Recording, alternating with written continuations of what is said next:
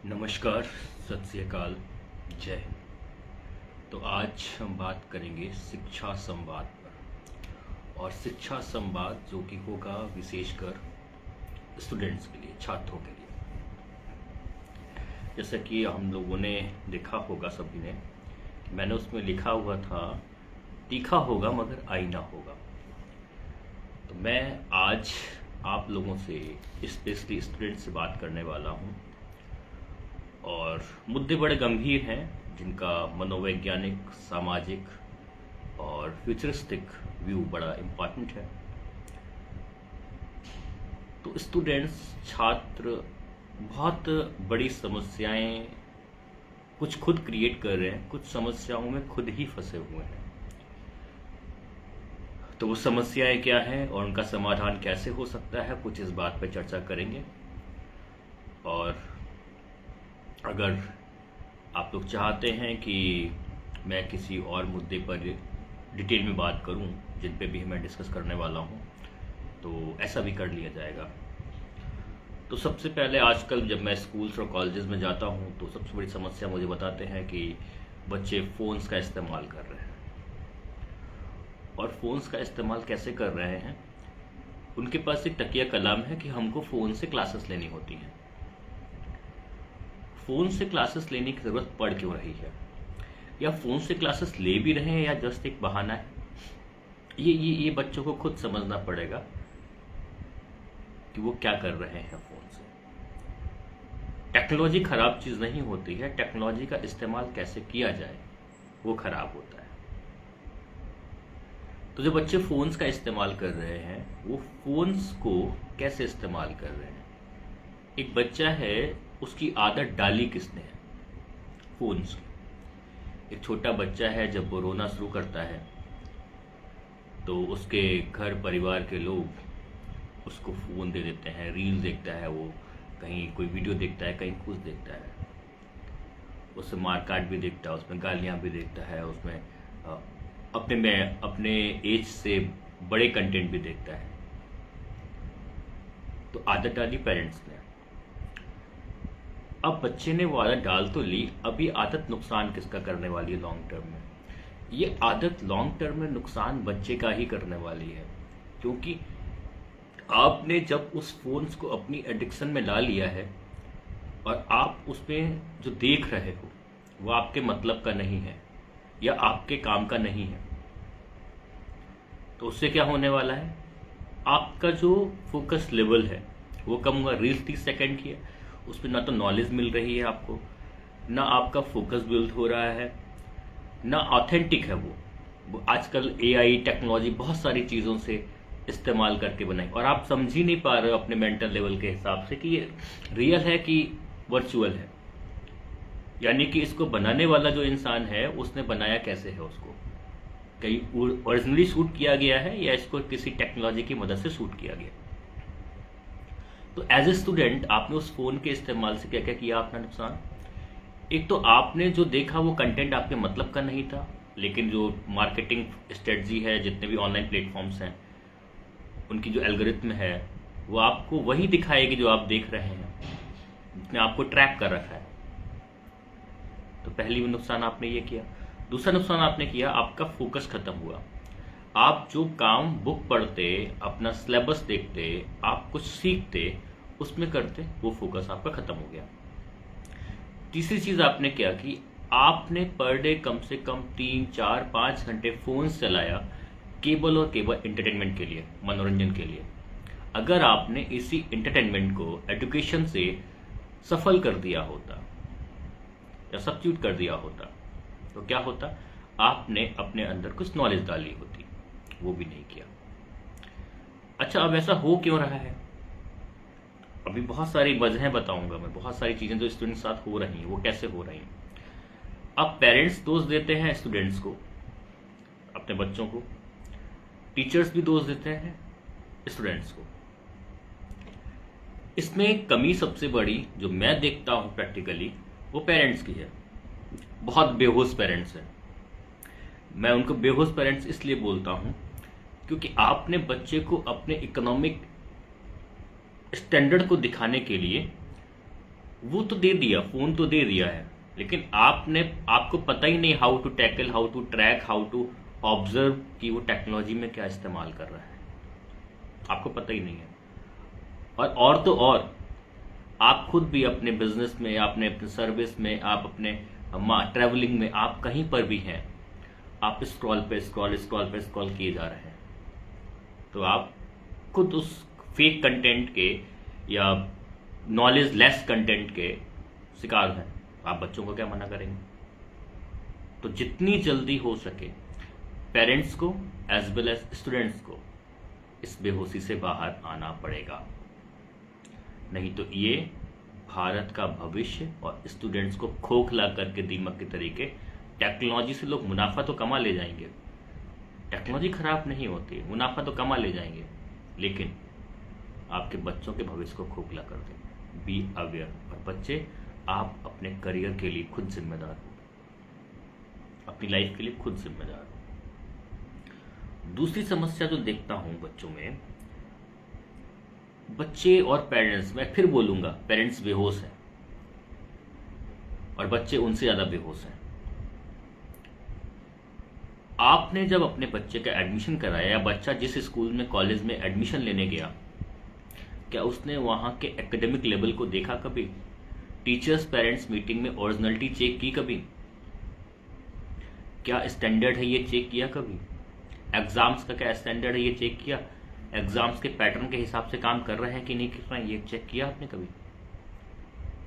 और तो और आपका बच्चा या स्टूडेंट्स, आप जिस स्कूल में पढ़ रहे हो वहां के किसी स्कूल में, मैं बताता हूं अपने अनुभव से बता रहा हूं मैं आपको, 80% स्कूल्स में करियर काउंसलिंग का कोई भी पैटर्न नहीं है, और तो और टीचर्स को ही नहीं पता है। अभी आऊंगा टीचर्स वाली बात पे भी। क्या आपने देखा कि आपके बच्चे को करियर ऑप्शंस पता है? आज भी 70% पेरेंट्स उन्हीं ट्रेडिशनल पैटर्न्स पे लगे हुए हैं, ट्रेडिशनल प्रोफेशंस की तरफ देखते हैं, मतलब बहुत उम्मीद भरी निगाहों से, और दुनिया बहुत आगे निकल चुकी है। ऐसा क्यों हो रहा है? क्योंकि बच्चे ने रील्स भी देखी, टेक्नोलॉजी का इस्तेमाल भी किया, अगर फोन का इस्तेमाल भी किया, तो उसने अगर ये चीजें सर्च की होती तो उसको पता होता कि जापान के स्कूल्स का है, जापान के कॉलेजेस में क्या हो रहा है। जैसे मैं देखता हूँ जापान के स्कूल्स में बच्चों को फोन वोन नहीं, उनको बचपन से स्किल डेवलपमेंट सिखाते हैं, कुकिंग सिखाते हैं, उनको फर्नीचर का काम करना सिखाते हैं, उनको प्लम्बर का काम, मतलब स्किल्स सिखाते हैं बच्चे के इंटरेस्ट के हिसाब से। उनको नए गेम्स, माइंड बूस्टिंग गेम्स उनको खिलाते हैं। माइंड बूस्टिंग गेम्स वहाँ पे अपने यहाँ पे अगर बात करूँ, मतलब 6 to 12 की तो बात ही छोड़ दो, मतलब नर्सरी और जो प्ले स्कूल्स होते हैं उनमें भी कॉपी घिसना शुरू कर देते हैं कक्षा LKG और UKG से। तो अगर हमको देखना है तो हमको ये देखना पड़ेगा स्कूल्स हमसे जितना मनी ले रहे हैं क्या उतनी वैल्यू दे पा रहे हैं? क्या वो हमको करियर की गाइडेंस दे पा रहे हैं? क्या वो हमको वो एकेडमिक स्टैंडर्ड दे पा रहे हैं? क्या हमारे बच्चों को डायनामिक डेवलपमेंट दे पा रहे हैं स्कूल्स हमारे? अरे मैं बच्चों को देखता हूँ, मैं प्राइवेट और गवर्नमेंट कोई भी स्कूल हो, दोनों स्कूल्स के कॉलेजेस के बच्चों को देखता हूँ, 10th कर लिया है, 12th कर लिया है, ग्रेजुएशन कर लिया है, पोस्ट ग्रेजुएशन कर लिया है। अभी उनको किसी भी टॉपिक पे बोलने के लिए खड़ा कर दो, उनका फेवरेट टॉपिक भी दे दो ना, 2 मिनट नहीं बोल सकते हैं। ऐसा हाल है 60% बच्चों का। अच्छा, ये होता कब है? आजकल के बच्चे को मैं देखता हूँ वो इतना बिजी है, बिजी इन नथिंग, कि वो उसको सिलेबस पढ़ना मुश्किल पड़ जा रहा है। उसको अगर बोल दो ना लाइब्रेरी में, लाइब्रेरी का हाल भी क्या बताएं, स्कूल्स में लाइब्रेरी के नाम पे केवल वही जो किताबें पैसे के रूप में, जो पैसे में जो बदले हुए किताबें दी जाती हैं, उनके अलावा लाइब्रेरी के नाम पे किताबें नहीं मिलती हैं विद्यालयों में, कॉलेजेस में नहीं मिलती हैं, स्कूल्स में नहीं मिलती हैं। ऐसा हाल है 60-70% स्कूल्स का, और आपसे लाइब्रेरी का पैसा लगातार लिया जा रहा है। क्या पेरेंट्स और स्टूडेंट्स ने ये देखा कि हमसे लाइब्रेरी की फी ली गई है, उस लाइब्रेरी की फी से हमने लाइब्रेरी का कितना यूटिलाइजेशन किया, या हम फोन्स में ही लगे रहे? तो ये स्टूडेंट को देखना पड़ेगा क्योंकि अगर आप इन चीज़ों को फॉलो, ये बेसिक्स हैं ज़िंदगी बनाने के। अगर मैं अपनी बात करूं, मैं जब 6-7 क्लास में रहा हूँगा तब मैंने जो किताब पढ़नी शुरू की, उसके बाद से लगातार किताबें पढ़ता रहा हूँ। आज की डेट में कम से कम मैं 1000-1500 किताबें पढ़ चुका हूँगा सिलेबस को छोड़ के। तो मैं नहीं कहता आप इतनी ज़्यादा पढ़ लो, ठीक है, लेकिन एटलीस्ट महीने में 2 किताब तो ख़त्म कर सकते हो ना। लेकिन वो हमको सिलेबस ही पढ़ना कठिन पड़ रहा है सर, पीसीएम ही नहीं निपट रहा है हमारा, राइट। तो दिस इज़ नॉट अ वे। तो हमको उस स्किल पे जाना पड़ेगा, हमको करियर काउंसलिंग के सेशन पर देखना पड़ेगा। स्कूल्स और कॉलेजेस हमारे बच्चों को करियर गाइडेंस दे पा रहे हैं, कॉलेजेस हमारे बच्चों को करियर गाइडेंस दे पा रहे हैं या नहीं दे पा रहे हैं। इसमें भी 2 कैटेगरीज हैं बच्चों में। एक बच्चा है, obviously most of the time शहरी क्षेत्रों का बच्चा है जिसका इकोनॉमिक स्टैंडर्ड बहुत हाई है। एक ग्रामीण क्षेत्र का बच्चा है जिसका इकोनॉमिक स्टैंडर्ड बहुत लो है। एक के पास बेहोशी इस बात की है कि उसके पास संसाधन इतने ज़्यादा हैं कि वो क्या इस्तेमाल करे और क्या ना करे। एक के पास बेहोशी इतनी कम इस बात की है कि संसाधन इतने कम है कि उसकी ज़रूरतें भी पूरी नहीं हो रही हैं, और दोनों पेरेंट्स बेहोश हैं। एक पेरेंट्स जो ग्रामीण क्षेत्र का है, मोस्ट ऑफ द केस में वो नशे में बेहोश है।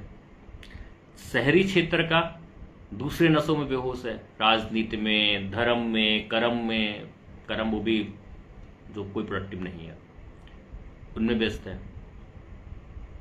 तो दोनों बेहोश हैं। इसलिए उन्होंने कभी स्कूल्स, कॉलेजेस, इंस्टीट्यूट्स जाके देखा ही नहीं। और तो और मैं बताऊं आपको इंस्टीट्यूट्स का हाल क्या है। जैसे मैं एक रिकॉर्ड देख रहा था, 2018 का रिकॉर्ड था कि सीबीएसई बोर्ड में कुल सब्जेक्ट जो सीबीएसई ऑफर करता है वो 164 सब्जेक्ट ऑफर करता है, 164 सब्जेक्ट ऑफर करता है। मैं देखता हूं खासकर यूपी और उत्तराखंड में और आसपास के जो राजस्थान और ये आपका मध्य प्रदेश, इन इलाकों में स्पेशली मैं देखता हूं कि जो बच्चा है मैक्सिमम सब्जेक्ट यानी कि 50% सब्जेक्ट को 200 से ज़्यादा बच्चे भी नहीं लेते हैं। यानी कि 164 में से 82 सब्जेक्ट्स में केवल 200 बच्चे या 200 से कम रहते हैं। और 2018 का रिकॉर्ड में जो मैं देख रहा था उसमें था कि भाई केवल 6 विषय ऐसे थे जिसमें केवल एक बच्चा था। मैं वही कह रहा था कि करियर में इतने सारे ऑप्शंस हैं आज की डेट में, लेकिन हमने कभी स्कूल्स को कंपेल नहीं किया, पेरेंट्स ने कभी उस पर विचार नहीं किया। पेरेंट्स भी वही पीसीएम और कॉमर्स और आर्ट्स के पीछे पड़े हुए हैं, चाहे कुछ भी हो जाए। जैसे मैं बताऊं कुछ सब्जेक्ट्स का नाम, ग्राफिक्स है, 11 to 12 में सब्जेक्ट ऑफर होता है सीबीएसई की तरफ से। Spanish, biotech, Persian language, dance, psychology तो खैर कुछ लोग पढ़ाते हैं, IT, information technology, multimedia, food processing, ऐसे 164 सब्जेक्ट ऑफर करता है सीबीएसई।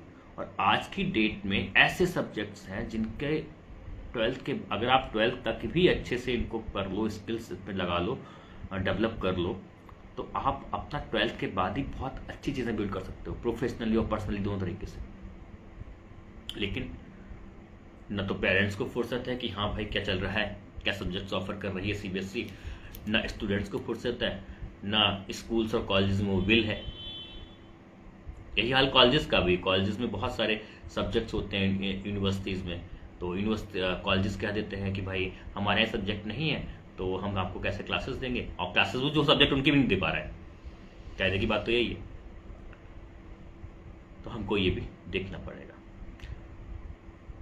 फिर जब ये चीज़ें होता है, फ़ोन का इस्तेमाल होता है, करियर गाइडेंस नहीं होता है, अपने पास बच्चा सेल्फ अवेयर नहीं होता है कि हम अपने बारे में कभी सोचा ही नहीं। उसने रियली में इतना टाइम वेस्ट किया है कि उसने अपने बारे में सोचा ही नहीं कि मेरे पास क्या स्ट्रेंथ है, मेरी कमी क्या है, हमको कौन सी स्किल्स में स्ट्रेंथन करना है, कन्वर्सेशनल स्किल्स में स्ट्रेंथन करना है, या हमको पब्लिक स्पीकिंग में स्ट्रेंथन करना है, या पब्लिक एडमिन में स्ट्रेंथन करना है, या हमको पब्लिक डीलिंग में करना है, बिजनेस में स्ट्रेंथन करना है, पता ही नहीं उसको।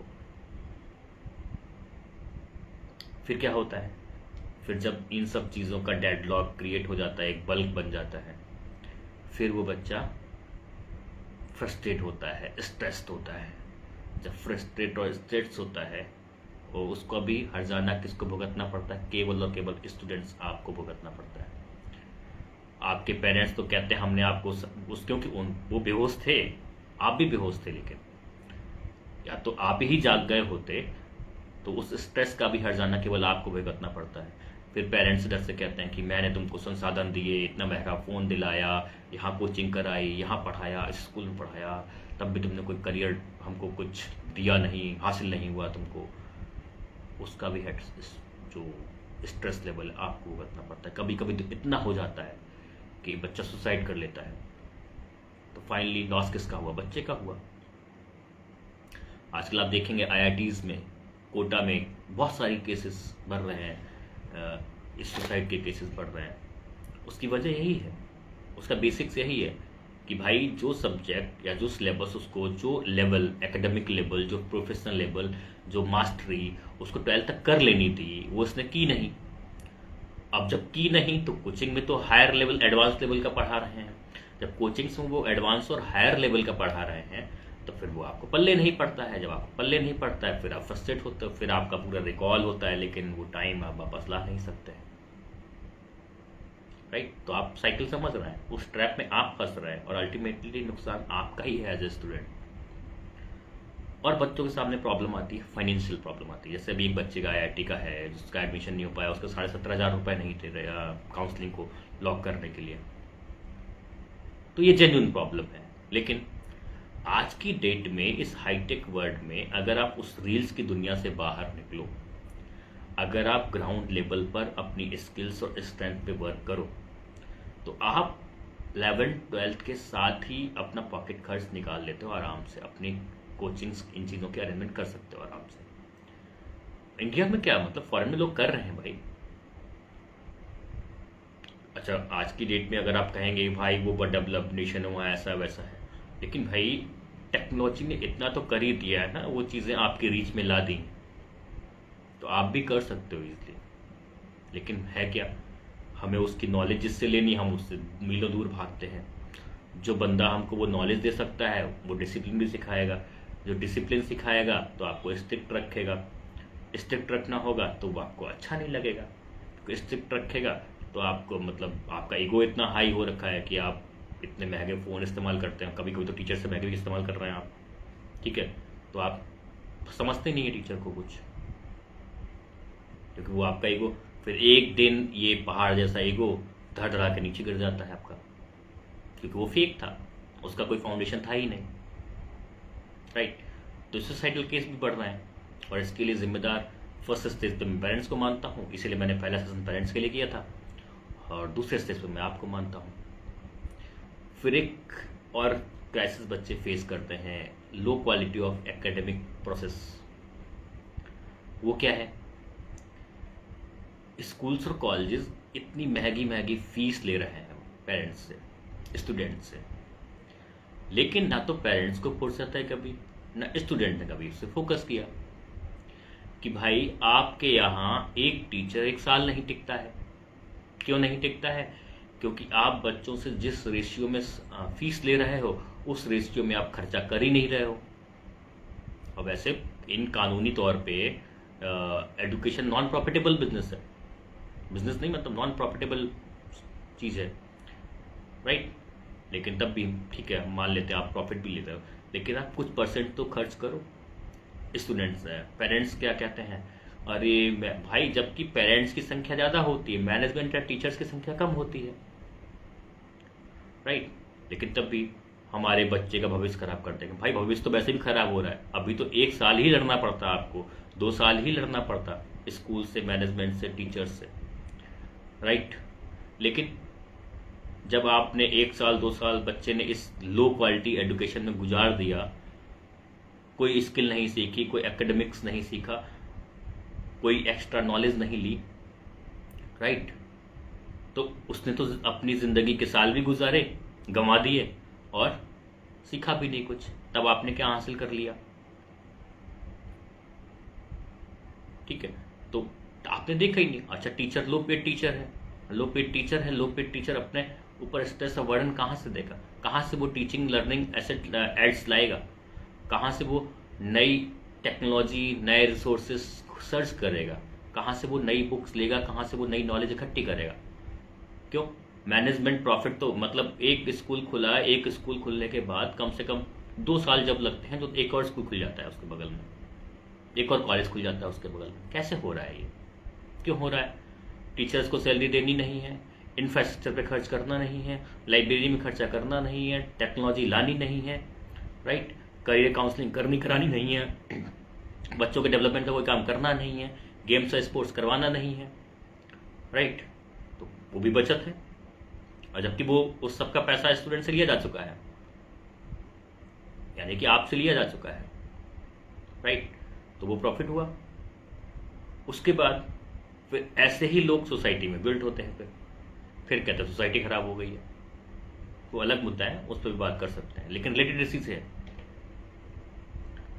राइट। तो लो क्वालिटी टीचर्स हैं तो उस पर भी आपने कभी गौर नहीं किया, पेरेंट्स ने कभी गौर नहीं किया। अच्छा, जो टीचर्स क्वालिटी वाला होगा तो वो आपको पार्टी में बिजी नहीं रखेगा, हाँ, वो पार्टी वोटी नहीं करेगा, लेकिन बच्चों को पसंद कौन सा टीचर है? जो टीचर पार्टी करता हो, जो टीचर आपको रोज मस्ती करवाता हो। क्यों पसंद है? अच्छा, वो पार्टी कराना उस टीचर की मजबूरी है। अगर वो पार्टी नहीं कराएगा तो बच्चे क्वेश्चंस पूछेंगे, बच्चे क्वेश्चंस पूछेंगे तो लटक जाएंगे टीचर साहब, राइट।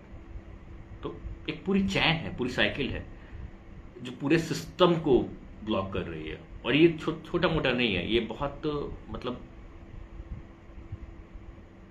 हैवान रूप से होने वाला है। मतलब अगर आप देखेंगे सोसाइटी में क्राइम रेट्स बढ़ रहे हैं, बहुत सारे इश्यूज बढ़ रहे हैं। क्यों बढ़ रहे हैं? इसी बढ़ रहे हैं भाई, बेसिक्स यही है। इसके बारे में ना तो पेरेंट्स को खबर है, स्टूडेंट्स को तो है ही नहीं। स्टूडेंट की बात तो इसमें चल जाती है कि वो तो अभी बच्चे हैं। भाई बच्चे नहीं है, आपने चलना सीख लिया, सीखना सीख लिया तो आप बच्चे नहीं हैं। अब आइए, आपकी जिम्मेदारी है आप क्या सीखते हैं, आप कैसे रास्ते तलाशते हैं, राइट। फिर एक इशू टीचर स्टूडेंट्स के साथ ही आ रहा है, या स्टूडेंट्स में ऐसा एक हैबिट आ रहा है कि वो डिसिप्लिन तो जीरो है, कल्चर जीरो है, सिविलाइजेशन जीरो है। क्यों? क्योंकि हमने रील्स में देखा। रील्स में क्या देखा? रील्स कौन सी वायरल हो रही है? जिस रील्स में बहुत वाहियातपन है। आप देख लेंगे, ट्रेंड देख लीजिए उठा के, एजुकेशन का, एनजीओ का, सोशल सर्विस का, राइट। वीडियो उतना वायरल नहीं होगा। वीडियो रील कौन सा वायरल होगा? जो बहुत वाहियात होगा, बहुत फूहड़ होगा, वो बच्चे ने देखा। क्योंकि जो वायरल होगा वो आपको देखेगा, और वो आप जितना देखोगे उतना और देखेगा। ये जो कंपनी का मालिक है उसने फिट कर रखा है, और कंपनी आपके देश की एक भी है नहीं। हाँ, आपने एक सुना होगा ना, अफीम युद्ध का नाम, हाँ सुना है ना। तो क्यों हुआ? मतलब ये नशे की लत डाल दो आप लोगों को, और फिर तो आप उस देश को कंट्रोल कर ही सकते हो। यही हो रहा है। तो जितने भी ये सोशल नेटवर्किंग साइट्स हैं, जो भी खराब नहीं है, ठीक है, लेकिन ये जिनका एडिक्शन है ना, तो इनका क्या जा रहा है? इनका तो पैसा बन रहा है, इनका कुछ नहीं जा रहा है। बर्बाद क्या हो रहा है? इंडिया बर्बाद हो रहा है, इंडिया के लोग बर्बाद हो रहे हैं, आप बर्बाद हो रहे हैं, स्टूडेंट बर्बाद हो रहे हैं, पेरेंट्स का पैसा बर्बाद हो रहा है, राइट। और एक बहुत ही टॉक्सिक सोसाइटी क्रिएट हो रही है। तो इसकी जिम्मेदारी लेगा कौन? किसी को तो आगे आना पड़ेगा, और सबसे पहले आगे आना पड़ेगा स्टूडेंट्स को ही। वो इसलिए आना पड़ेगा क्योंकि भाई आप ही हैं, क्योंकि आप ही आपके भविष्य के निर्माता है। कोई और आपकी लड़ाई लड़ने नहीं आएगा। और क्यों लड़ेगा? क्योंकि जो आप खुद लड़ने के लिए तैयार नहीं है, आप खुद चीज़ों को पता नहीं, आपको क्या करना है, क्यों करना है, कैसे करना है, कब करना है, हु विल गाइड यू? वो एक पुरानी कहावत है ना कि जब स्टूडेंट रेडी होता है ना, टीचर अपने आप प्रकट हो जाता है। स्टूडेंट तो स्कूल और क्लासेस में रेडी नहीं है, तो who will fight for you, right. तो स्टूडेंट्स आपको समझना है ये, राइट। एक और इशू आता है कि बच्चों में एक और चीज़ देखता हूँ, जब से फ़ोन का एडिक्शन बढ़ा है और रील्स में उन्होंने देखना शुरू किया बहुत सारी चीज़ों को जो उनकी एज से बड़ी चीज़ें हैं, तो अट्रैक्ट होते हैं रिलेशनशिप्स की तरफ, और रिलेशनशिप की फाउंडेशन सोसाइटी ने भी यही गढ़ी हुई है, और जो रील्स हैं रील्स ने भी यही गढ़ी। भाई रील्स बनाने वाले भी तो हैं तो इसी सोसाइटी के ही प्रोडक्ट, राइट। तो उन्होंने उन रील्स क्या देखा है और रील्स से क्या सीखा है कि फिजिकल अपीयरेंस ही सब कुछ होता है, हाइट वेट ये सब, गोरापन ये सब ही सब कुछ होता है, राइट। लेकिन कितना भी आप मैं ऐसे बहुत सारे लोगों को जानता हूँ, बहुत सारे फिजिकली बहुत सारे ब्यूटीफुल और हैंडसम लोग हैं, और हमने क्या देखा है कि जिसका पैसा होता है उसकी वैल्यू होती है, क्योंकि हमने रील्स में ऐसा देखा है। और रील्स बनाने वाले इसी दुनिया के हैं, और उनको यही फूहड़पन बेचने का और बनाने का पैसा मिल रहा है, राइट। तो उनका तो माल मिल रहा है उनको, आपको क्या मिल रहा है? आपने उनका डेटा कंज्यूम किया, अपना माइंडसेट पॉल्यूट किया। क्यों? जो रियल चीज़ है, जो रियल ब्यूटी है, रियल रिलेशनशिप की कोर फाउंडेशन है, वो तो आपकी मेंटल हेल्थ है ना, मेंटलिटी है ना, वैल्यूज है ना, अंडरस्टैंडिंग है, प्रॉब्लम सॉल्विंग एबिलिटी है, केयर है, फेथ है। वो तो आपने कभी सीखा ही नहीं, और ये किसी स्कूल में सिखाया नहीं जाता है। सिखाएगा कौन? टीचर आपस में लड़े जा रहा है, मैनेजमेंट टीचर से लड़ रहा है, टीचर्स मैनेजमेंट से लड़ रहे हैं। तो वो तो प्रैक्टिकली कहीं दिख भी नहीं रहा है और कोई सिखा भी नहीं रहा है, और आपने उसको सीखने के लिए कुछ एक्स्ट्रा एफर्ट भी नहीं किया। लेकिन एक सोसाइटी में जब आप एक लेवल पे, अभी तो बच्चे हैं इसलिए टल जाता है आपकी सारी बात, लेकिन जब आप एक बड़े लेवल पे पहुंचेंगे, नोबडी विल काउंट यू, कोई भी आपकी गणना नहीं करेगा, कहीं पे भी नहीं करेगा।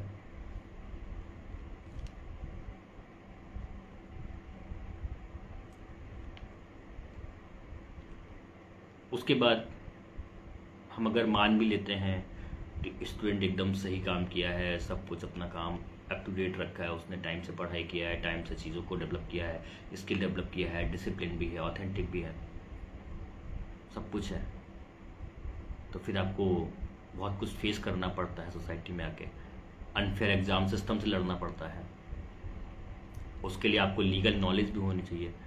12th तक, 11th तक, ग्रेजुएशन तक आपने लीगल नॉलेज तो सीखी नहीं है, क्या उसके लिए कोई एफर्ट ही नहीं किया? अगर वही बच्चा जो आईआईटी में जाने के लिए जो सुप्रीम कोर्ट तक गया, अगर उसको उन सब चीज़ों की जानकारी नहीं होती तो उसका एडमिशन रह गया होता, राइट।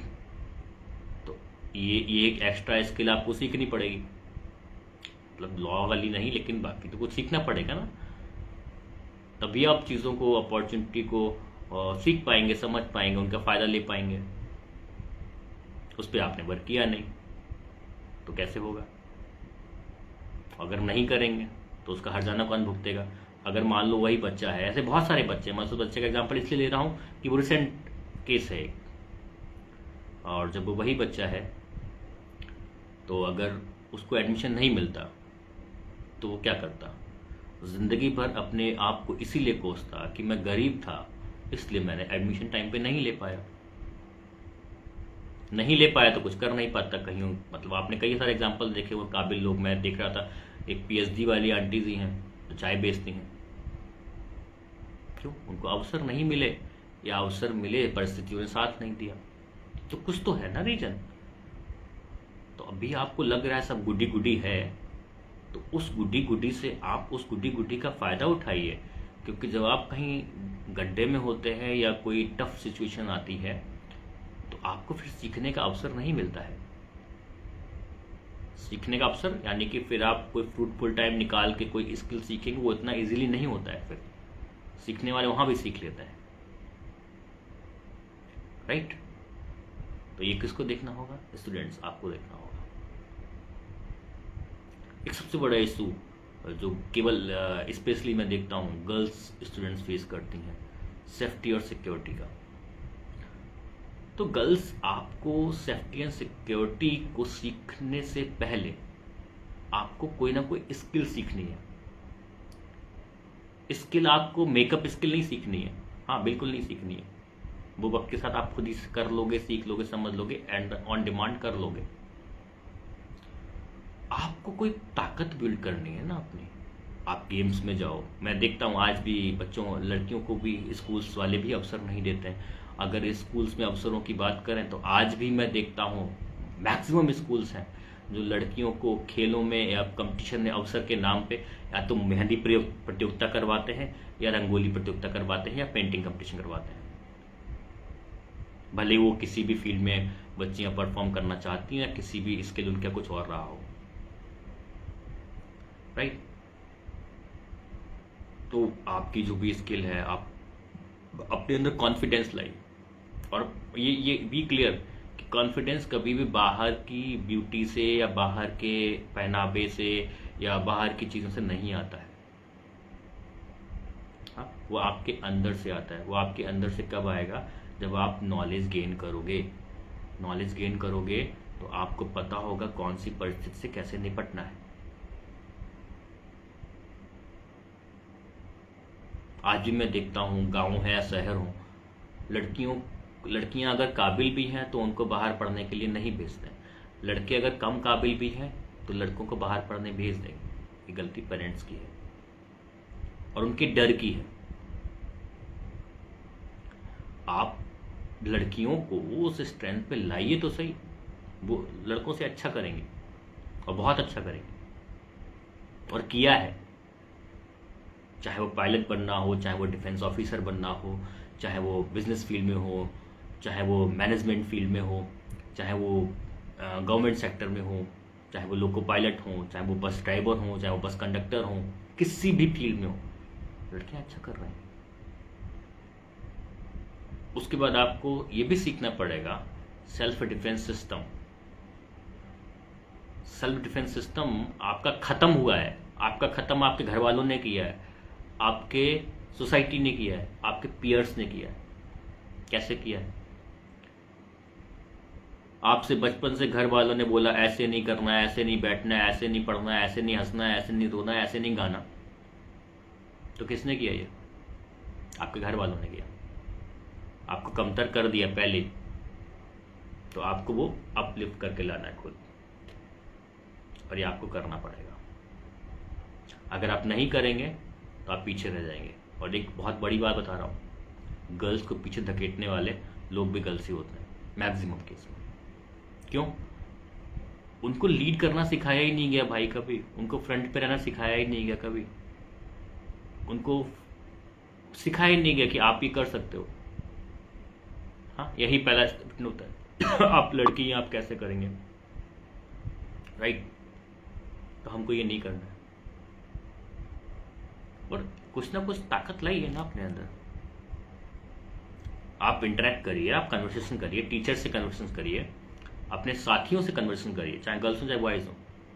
हाँ, होता क्या है, हम कन्वर्सेशन करेंगे तो क्या लोग क्या कहेंगे, ये इंपॉर्टेंट नहीं है। अगर आप सही हैं तो दैट्स ओके। अगर ये आपके अंदर ही कमी है तो लोग बहुत कुछ कहेंगे, राइट?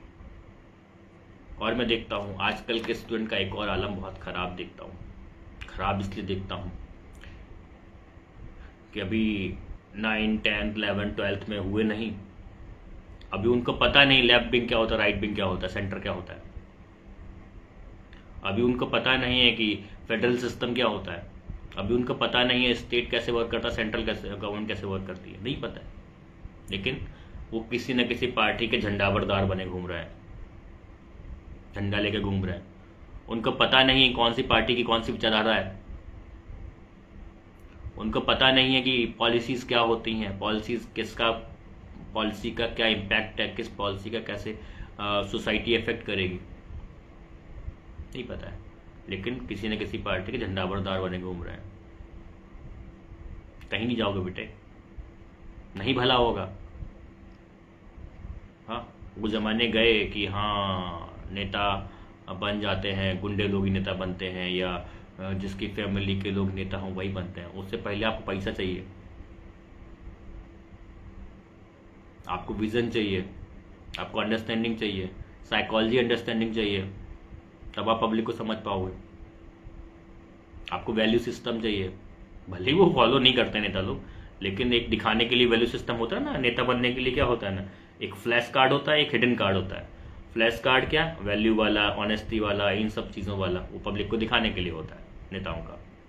और एक हिडन वाला होता है, वो अलग बात है, होना नहीं चाहिए ऐसा, लेकिन होता है।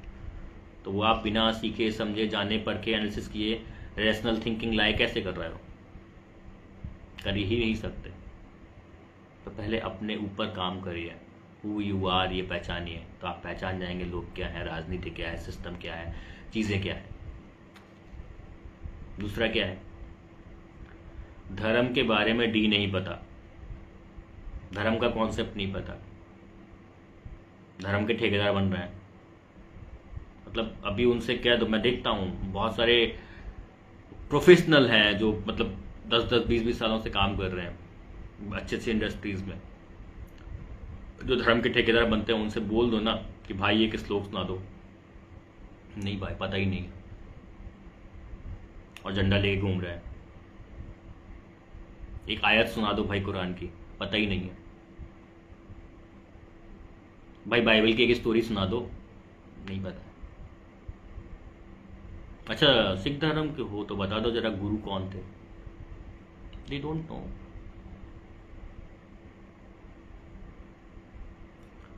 तो जो भी कर रहे हो ना, जो भी करना चाहते हो ना, उसको डेप्थ में फील करो। और डेप्थ में फील कब आएगा, तो अपने ऊपर काम करोगे। जब आप खुद को समझ जाते हो, दुनिया को अपने आप समझ जाते हो। As a student, as a छात्र, आपका काम ही यही है, अपने ऊपर काम करो।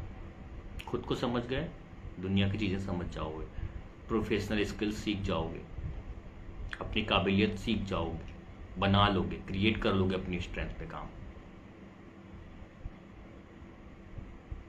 और अगर नहीं करोगे ये, तो आपकी लड़ाई लड़ने कोई और नहीं आएगा, और इसके जिम्मेदार केवल और केवल आप ही होंगे।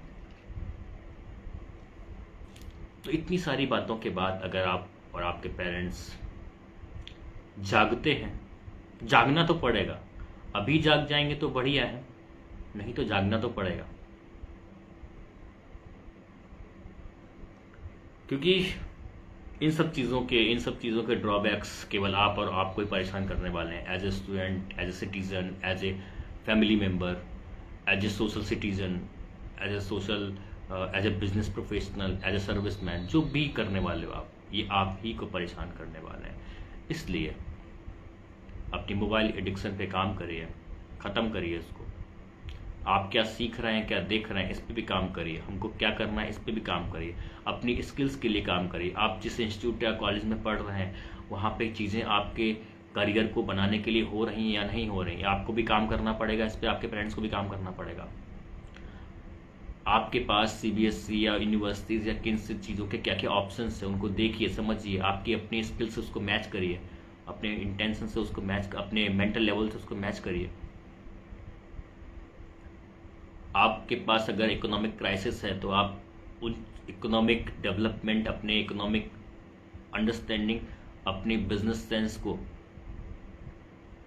सीखिए। बहुत सारे ऑप्शंस अवेलेबल हैं आज के डेट में। कभी मौका पड़ेगा इस पे बात करेंगे। रिश्तों को समझने के लिए सबसे पहले अपने आप को समझिए। What is your need, what is important for you, for life.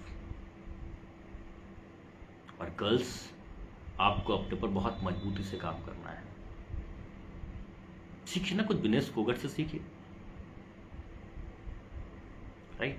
तो आप बहुत पावरफुल हैं, और एज ए स्टूडेंट आप इंडिया के नहीं बल्कि पूरे विश्व के एक बहुत ही काबिल नागरिक हैं, ग्लोबल सिटीजन है आप। तो आई होप सो कि आप अपनी काबिलियत पे काम करेंगे और इस दुनिया में अपना और अपने देश का परचम लहराएंगे और अच्छाइयों में लहराएंगे।